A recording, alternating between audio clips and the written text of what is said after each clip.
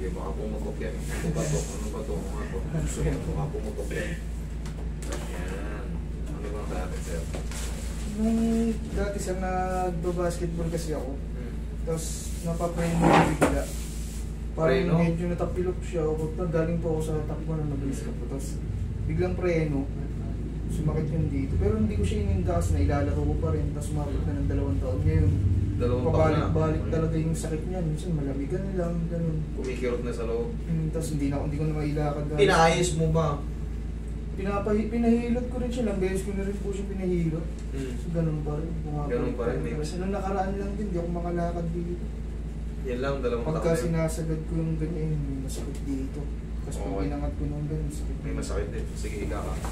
Magikin natin. Ayan. May matitira dyan, onti na lang, kumbaga yung pinaka-trauma. Pero pag mga lumipas sa mga 1 linggo, wash out na yan. 2 taon mo ba namang kinimkim eh. Kumbaga, hindi mo pinaayos. Wala kasing silbi yung ganyan-ganyan, yung haplos-haplos na ganyan. Hanggat hindi mo binabago yung posisyon, mananatili kang may pain dyan. Tumakbo ka na matulin, uminto ka, naramdaman mo, sumakit. Maraming buto yan dito, idol eh. Yung paa natin, tignan mo, ang dami niyang joints. Maaring isa dyan, hindi nakabalik. Siyempre kung nakabalik na yun, wala na yan, noon pa. 2 taon na. Diba?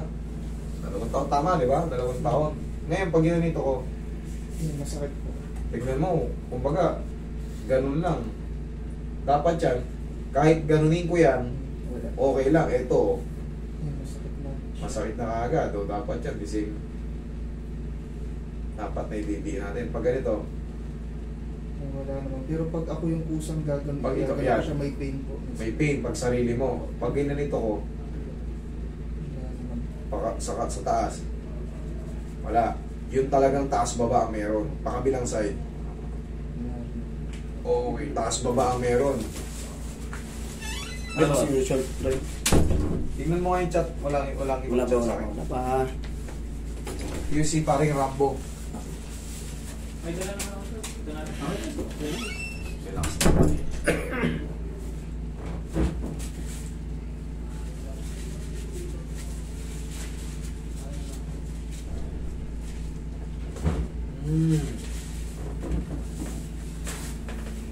Mamaya, pag ginanon mo ulit, may pain pa pero very little na.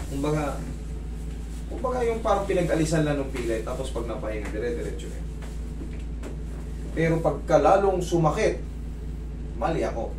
Pero pag mahinang-mahina na, kumbaga, ngalay na na. Rest na lang yun. Naramdaman mo? Roy, pengi pang kalpas. Dire-diretso na yan. Sa kahit anong uri ng tapilok, tingnan nyo, yung the same yung method ko. Binabago ko lang ng konti pag nakita ko yung x-ray.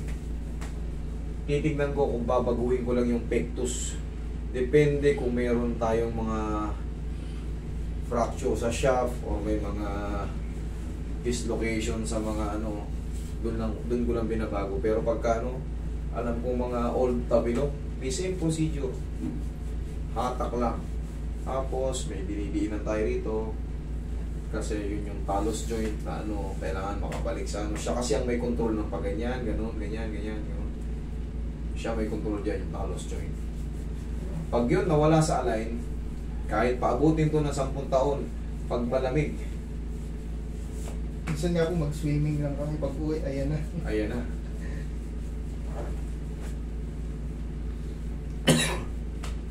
Parang simpleng problema lang to, pero kumbaga maliit lang yung i-adjust, pero ang tagal talaga, pahihirapan ka nito.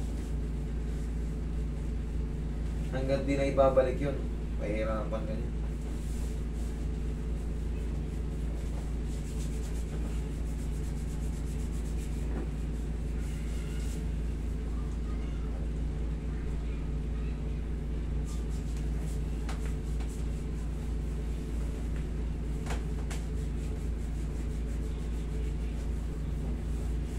Final. Sir, yung ko, pagka bumagal na po yung tumutulog, tapos pag gumunguya ako, kumakain, may ngalay, nangangalay talaga siya. O yan, may mali dyan.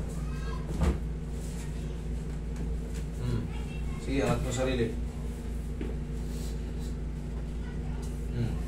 Dapat kanina isang try lang, meron na kagad. O ngayon, makakailang try ka na. Dito meron pa pero nabuwasan din siya tulad kanina. Konting maano ko lang siya. O kanina, dalawang diin, baga dalawang daliri, aray ka kagad. O ngayon, lahat na. Bearable na, di ba? Meron pa po siya sa akin pero hindi na yung ano, tulad kanina. Gaya nga na sinabi ko sa'yo, magbago tayo nagsimula. Ang maiiwan dyan yung parang pinag-alisan ng pilay. Bearable na siya. Tapos, hayaan mo lang sa linggo. Okay? Tapak mo. Okay, stressing mo tapak. Baka mamaya, di ka naman, di mo na matiin kasi na-adjust. Oh, stop. Walang pilay. Okay, sige, upo ka rito. Check mo yung mukha nga mo naman.